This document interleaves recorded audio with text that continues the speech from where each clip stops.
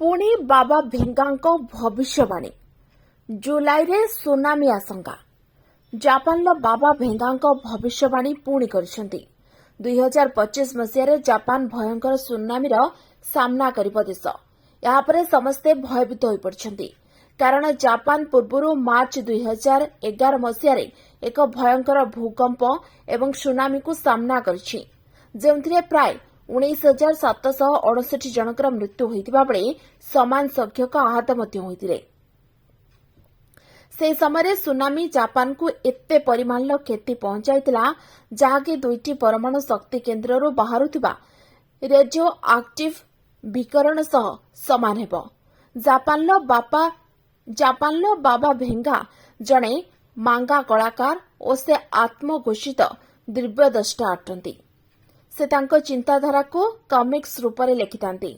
तेबे से भविष्यवाणी करिछन जे जापानलो दक्षिण रे पानी तले जलामुखी उद्गीरण हेबा जोगु एक बड़ सुनामी आसिबो आ ए सुनामी रे जापान ताइवान इंडोनेशिया एवं उत्तर मारियाना द्वीपपुंज अंचल प्रभावित होइबो।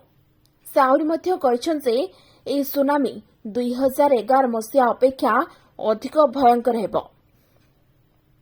से दि फ्यूचर आइस नामक एक मांगा पुस्तक प्रकाश करथिले जेउथिरे से दाबी करी कहिछन से 1999 मसीह करथिबा भविष्यवाणी सत्य होइतिला जाकी 2011 मसीह लोकलोचन को आसितिला। से पूर्व अनेक सत भविष्यवाणी करथिबा कथा कुआ जाय एपरिक से विपर्ययर सठिक तारीख मध्य भविष्यवाणी रे प्रकाश करिसेंती।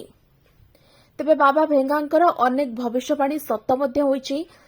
तेबे एभली भविष्यवाणी को नहीं समस्ते भयभीत हो पड़छंती। Bureau report OT live. अधिक खबर देखिया पई ओटी लाइव को सब्सक्राइब करंतु एवं ए खबर को अधिक रु अधिक शेयर करंतु।